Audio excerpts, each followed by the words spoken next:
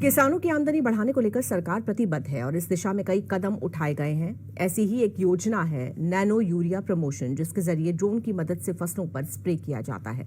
ऐसा करने से कम समय और कम लागत में फसलों पर कीटनाशक का छिड़काव संभव हो पाता है। देखिए रिपोर्ट।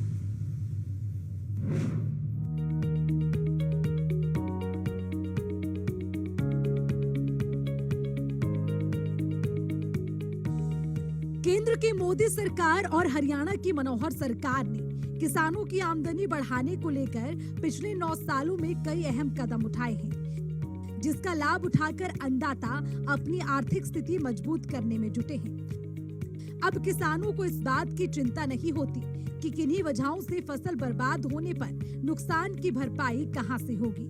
अब किसानों को इस बात की चिंता नहीं होती कि बाजार में फसलों का उचित मूल्य मिलेगा या फिर नहीं।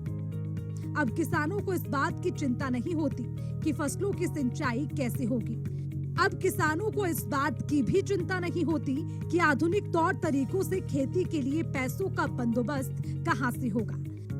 दरअसल मुख्यमंत्री मनोहर लाल किसानों की इन परेशानियों को समझते हुए कई ऐसे कदम उठाए गए हैं, जिससे अन्नदाता अब सारी चिंताओं से मुक्त हो चुके हैं। हालांकि मुख्यमंत्री मनोहर लाल किसानों से ये भी अपील करते हैं कि सरकार अपनी ओर से हर संभव मदद में जुटी है, लेकिन जब तक किसानों की भागीदारी सुनिश्चित नहीं होगी, अच्छे दिन की कल्पना करना बेमानी है और इसके लिए किसानों को आधुनिक तौर तरीके से खेती पर बल देना होगा।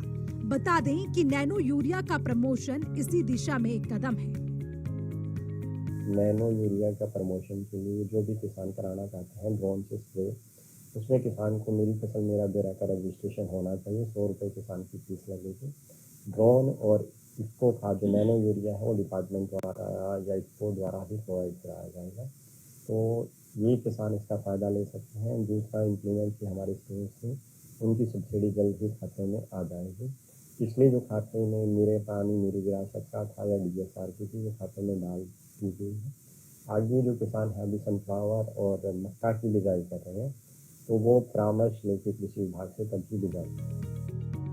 कृषि विभाग की इस अपील का असर भी होता दिख रहा है। बड़ी संख्या में किसान नैनो यूरिया का इस्तेमाल कर लाभ उठा रहे हैं। किसानों का कहना है कि नैनो यूरिया स्प्रे तकनीक अच्छा काम कर रही है।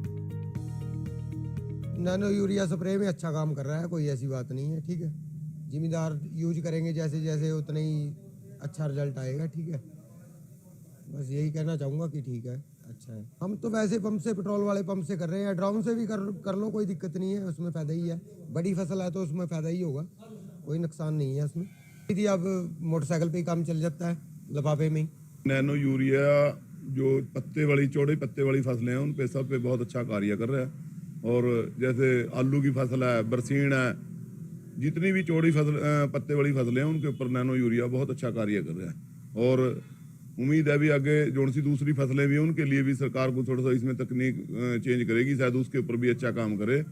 आलू के जितने भी किसान नैनो यूरिया को लेके गए हैं, उन्होंने इसके काफ़ी अच्छे रिजल्ट बताए हैं। सरकार उससे नैनो यूरिया की ड्रोन से भी, मान ले जैसे हमारा कृषि विज्ञान केंद्र है, वहाँ पर 2 ड्रोन छोड़े हुए हैं, उनसे किसान स्प्रे भी करवा रहे हैं। और कर तो रहे वो सारी फसलों पे हैं, लेकिन सबसे ज़्यादा जो काम कर रहा है वो आलू की फसल पे ज़्यादा काम कर रहा है। जितनी और आलू की फसल, बरसीन और जितनी भी मान ले चौड़े पत्ते वाली फसलें हैं, वो उन्हीं पे ज़्यादा काम कर रहा है अभी तो। बाकी तो उससे ड्रोन से स्प्रे तो सारी फसलों पे कर रहे हैं वो। बता दें कि मुख्यमंत्री मनोहर लाल हर मंच से किसानों से अपील करते हैं कि आधुनिकता के साथ साथ हमें पारंपरिक खेती को कम करना होगा और बागवानी पर फोकस करना होगा, जिससे किसानों की आमदनी बढ़ सके। सूर्या समाचार के लिए अंबाला से नरेश सैनी की रिपोर्ट।